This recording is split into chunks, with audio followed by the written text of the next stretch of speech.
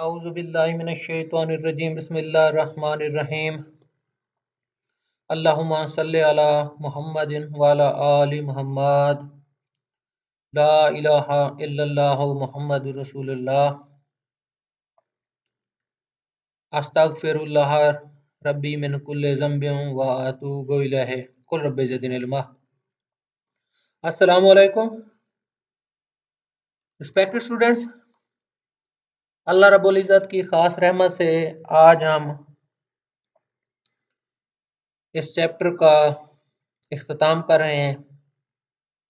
299 से मजमुआ ताज़ीरात पाकिस्तान का हमारा सिलसिला शुरू हुआ था, जो कि 338 तक जाता है। काफ़ी इसे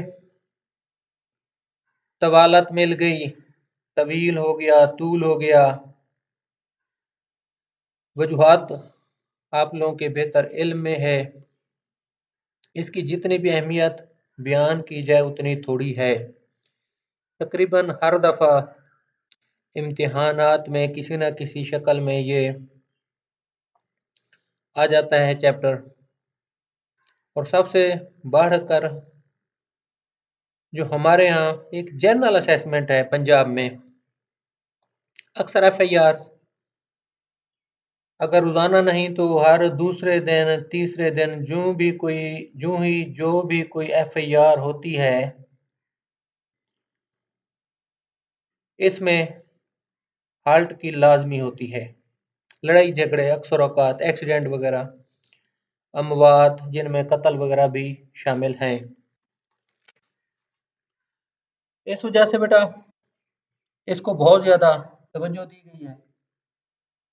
तो आज हम आगाज़ में, क्योंकि बहुत थोड़ा ही है, 5-10 मिनट का हमारा दर्स, क्योंकि हमारा ये प्लान है कि इसको हम एक दफ़ा ख़त्म कर लें चैप्टर को, उसके बाद इंशाल्लाह ताला जो नेक्स्ट शुरू करते हैं वो बाद में होगा और नशिस्त में अब नहीं। तो हम अब उसकी तरफ आते हैं। उसके बाद एपिटाइजर आप समझ लें, या इंग्लिश या जनरल नॉलेज थोड़ा सा।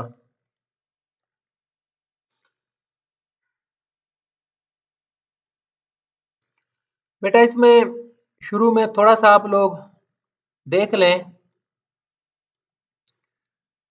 कि कत्ल से बात शुरू हुई, कत्ल अहमद से। डेफिनेशन दी गई है सेक्शन 300 में, सजा दी गई है 302 में। किसी इंसान को कत्ल कर देना, तारीफ इसकी क्या है, कत्ल अहमद किसको कहते हैं।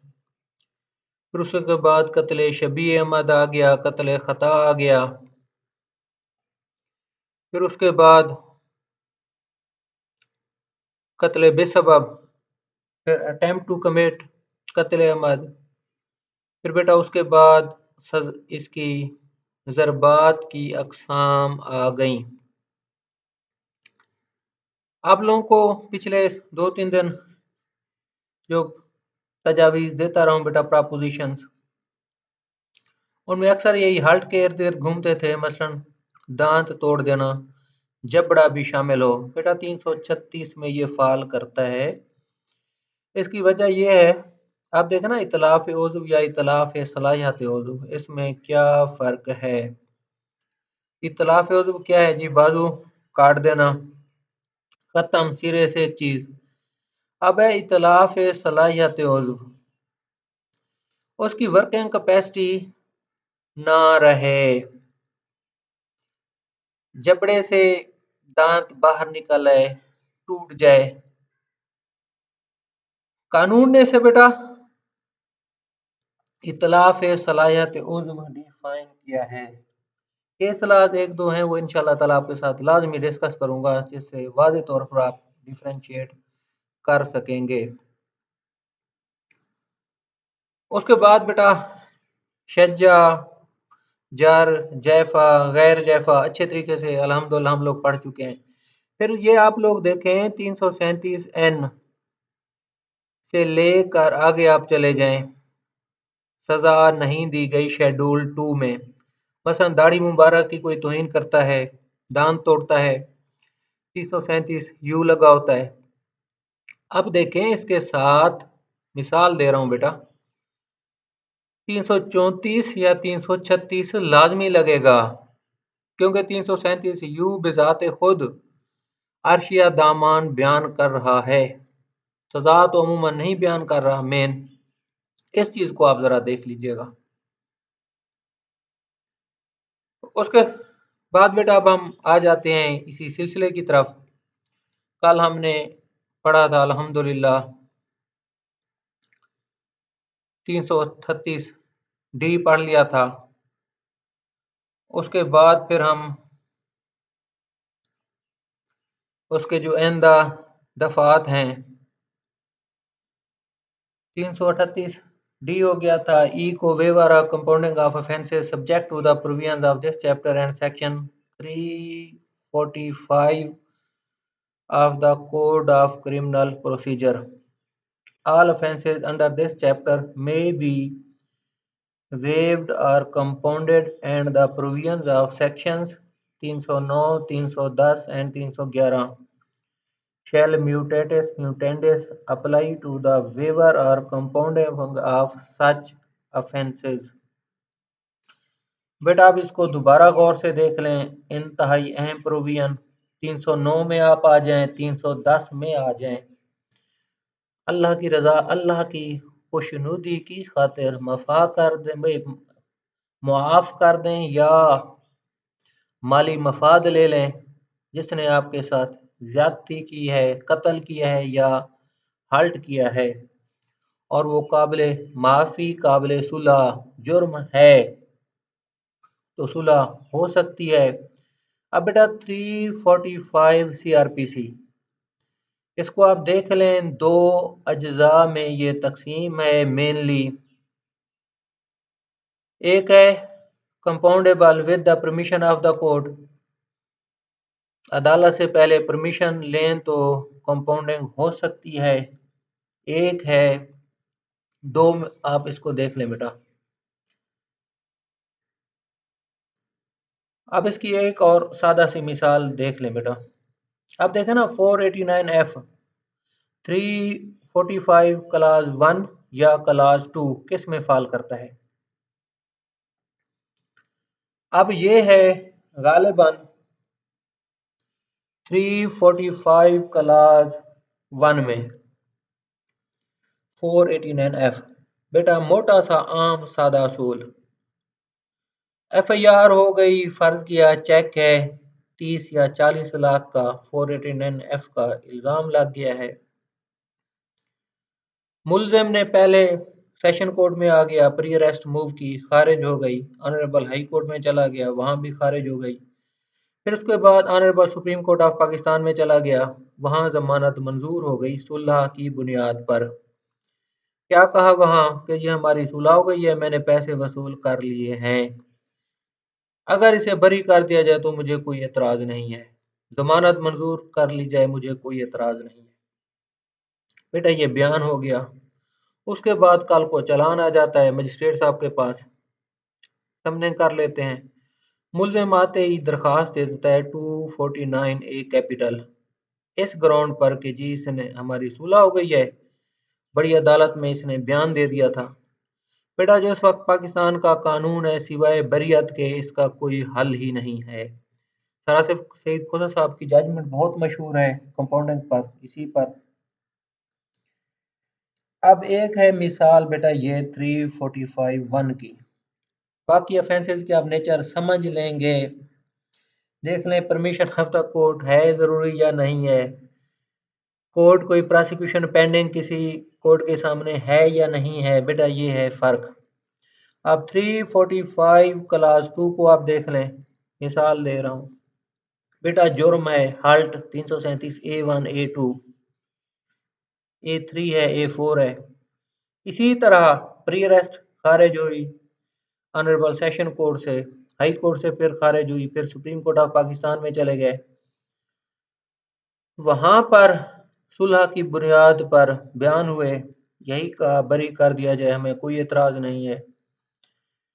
बेटा चालान आ गया, तलबी हो गई। अब इसमें अगर मुल्जिम दरखास्त देगा तो उसे बरी नहीं किया जा सकता। वजह, prosecution pending before the court, permission of the court.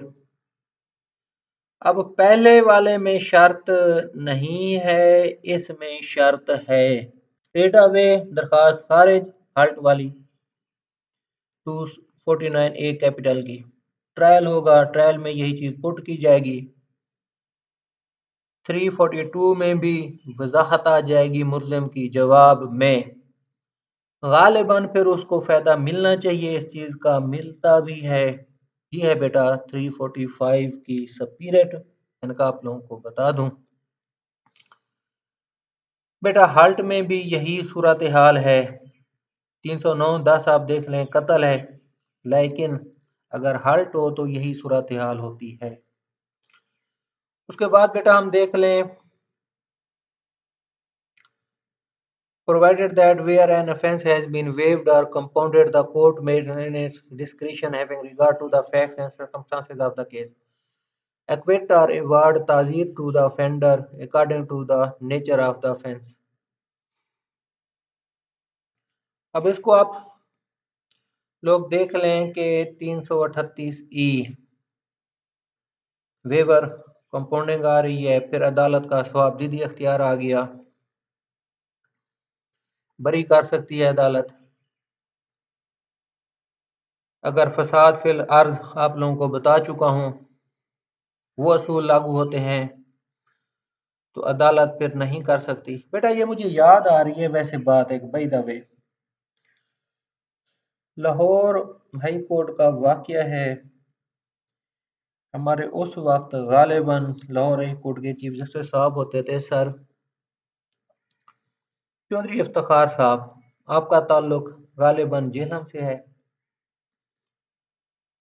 उस वक्त बेटा अखबार में मैंने पढ़ा था, बात जरा पुरानी है। अब आप ये देखें 376 यकीनन था जुर्म, दीगर भी था। 5 लोग थे मुल्जमान, मुस्लिम थे, खातून क्रिश्चियन थी। 376 की बेटा FIR हो गई, नीचे सजा हो गई, ऊपर हाई कोर्ट में मामला आ गया, कहा कि जी सुलह हो गई है, कोई दीगर कंपाउंडेबल थे। लेकिन ऑनरेबल हाई कोर्ट ने सुलह नहीं मानी फसाद फिल अर्ज की बुनियाद पर। कहा कि नहीं, ये इंसानियत की तौहीन है इस तरह की सुलह। तो मुझे बेटा थोड़ा बहुत याद पड़ता है, शायद उनको फांसी हो गई थी, क्योंकि एग्जैक्टली सही नहीं है याद, सिर्फ जुर्म याद है, वाकया याद है, दौर याद है, कौन सी हस्ती थी हमारे उस ऑनरेबल चीफ जस्टिस साहब। बेटा अखबार में ये पढ़ा था। फसाद फिल अर्ज होता है अगर बहुत बुरे तरीके से, बदतरीन तरीके से जुर्म किया गया है, खौफ हो, हरास, दहशत, वहशत फैलाई गई है, फिर अदालत का अख्तियार है कि जी कोई सुलह नहीं है, सजा होगी। बेटा ये 2 को देखें, all questions relating to waiver और कंपाउंडिंग ऑफ एन ऑफेंस और awarding punishment under section 310 whether before or after the passing of any sentence shall be determined by trial court। Waiver compounding वो ट्रायल कोर्ट। बेटा देखें, supreme court of Pakistan में फर्ज किया, appeal चल रही है, बंदे को सजाए मौत सेशन कोर्ट ने दी, ऑनरेबल हाई कोर्ट ने अपील खारिज कर दी, फिर वो चला गया honourable supreme court of Pakistan में, वहाँ फ्री कैन की सुलह हो गई है। तो honourable supreme court of Pakistan जो फाजिल सहनजाई साहब होंगे उस ज़िले के, उनके पास मामला भेजेंगे कि जिनकी सुलह हो गई है तो आप इनके बयानात कलम बंद कर हमारे पास भेजें। फिर सहनजाई साहब बयानात कलम बंद करते हैं 309 या 310, फिर ये बयानात उन पर सुप्रीम कोर्ट ऑफ पाकिस्तान के पास जाते हैं, फिर वो बरी कर देते हैं अगर बरी करना हो, कंपाउंडेबल ऑफेंस हो। 302 की आप मिसाल ले लें, provided that where the sentence of qisas or any other sentence is waived or compounded during the pendency of an appeal, such question may be determined by an appellate court। बेटा वही है जो मिसाल अभी दे चुका हूँ।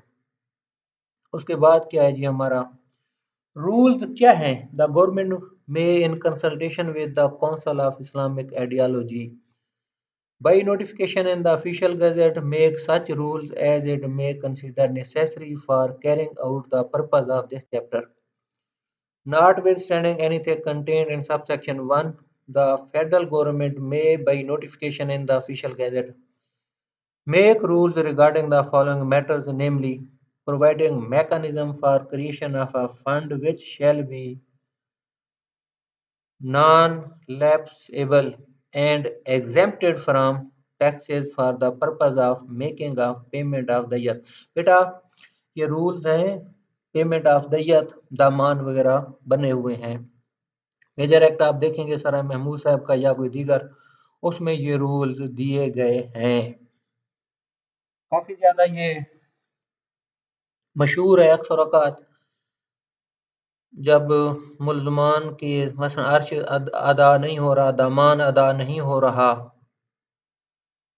तो फिर मुखय्यर हजरात वगैरह या गवर्नमेंट भी पेमेंट कर देती है, जिससे ये लोग रिहा हो जाते हैं।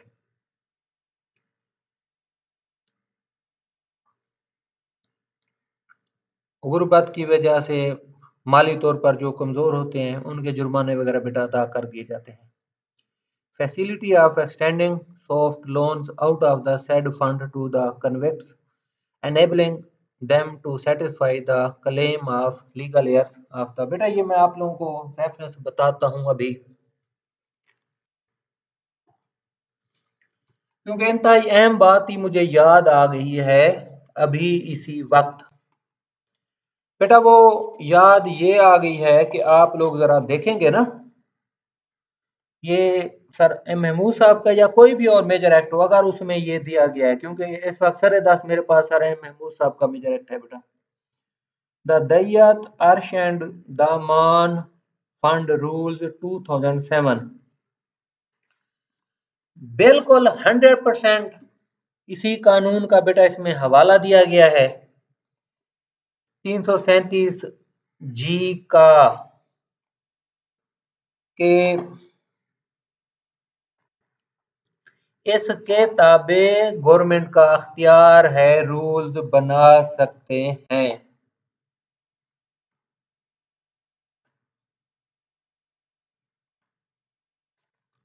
अब आप इसको देखेंगे ना बेटा, जो अभी मैंने आप लोगों को रेफरेंस दिया है, द दय्यत अर्श एंड दामान फंड रूल्स 2007। अब फेडरल गवर्नमेंट ने ये बनाए हुए हैं,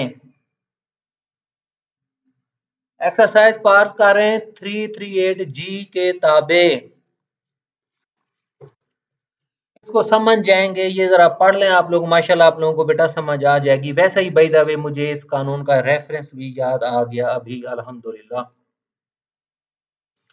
उसके बाद है बेटा in appropriate cases release of such prisoners on parole by the court who after having served out the substantive sentence of imprisonment, if any, are confined in jails on account of non-payment of दय्यत अर्श and दामान। बेटा कैसे होगा, मिसाल दे रहा हूं। Payroll क्या होता है? वेरी सिंपल, मुल्जिम को सजा हुई है, फर्ज किया उम्र कैद की, 5 साल 10 साल गुजार लिए हैं जेल में। उसके बाद फिर अगर उसका किरदार बहुत ही अच्छा रहा है तो वो पैरोल पर रिहा हो सकता है। बेटा पैरोल पर रिहा ये होता है, उसके पैरोल लाज वगैरह हैं। मुख्तसर मिसाल दूंगा, कोई साहिब सरवत आदमी है, वो दरख्वास्त एप्लीकेशन देते हैं होम डिपार्टमेंट को, गवर्नमेंट को, फिर गवर्नमेंट उस कैदी को जो 10 साल अदालत में, मिसाल दे रहा हूँ, गुजार चुका है, उसको बेटा पैरोल पर रिहा कर देती है। उसकी जिम्मेदारी होती है जो शख्स उसे लेके जा रहा होता है उसका बकायदा फिर मुआवजा होता है, वो अदा करना होता है। वो जो कैदी है वो दय्यत या दमान की रकम इस मद में भी अदा कर सकता है। ये है बेटा payroll. Providing jobs to the said convicts other than the government department in the work places attached with the jails or through the social organizations or philanthropists, enabling the convicts to disburse the amount paid out of the fund are extended through loans. Mechanism for providing the rights of the victims or the purpose of dayat. Any other matter for which the rules may be necessary to carry out the aforesaid purpose. बेटा ये 337 H है. Nothing in this chapter shall except 309, 310 and 338E shall apply to cases pending before any court immediately before the commencement of the Criminal Law Amendment Ordinance 1990 or to the offences committed before such commencement. बेटा 335 H का मफहूम ये है जो मुझे समझ आया है. बेटा ये जो 302 कत्ल अमद खता ये टर्मिनोलॉजी मुतारफ हुई थी 1990 के criminal law second amendment ordinance के जरिए मुतारफ हुए थे. इससे पहले नहीं थे. उससे पहले वही होमोसाइड कल्पेबल होमोसाइड वाली चीज थी. ऑफेंसेस क्योंकि नया एडिशन हो गया काफी हो गए. देखें इसमें तो 324 आजकल है अटेम्प्ट टू कमिट कत्ल अहमद. पहले बेटा ये 307 होता था. तो इसके जरिए ये नया हमारा पीपीसी का कुछ पोर्शन मुतारिफ हुआ बेटा criminal law second amendment ordinance के जरिए. उसकी ये बात कर रहे हैं. बेटा अल्लाह रब्बुल इज़्ज़त आप लोगों का हामी नासिर हो. अल्हम्दुलिल्लाह ये हमारा हाल्ट वाला खत्म हो चुका है. उसके बाद फिर देखते हैं दो ऑप्शंस हैं सारे 10 फिलहाल. थेफ्ट एक्सटॉर्शन रॉबरी डकैती वाला शुरू किया जाए या अगवा वाला चैप्टर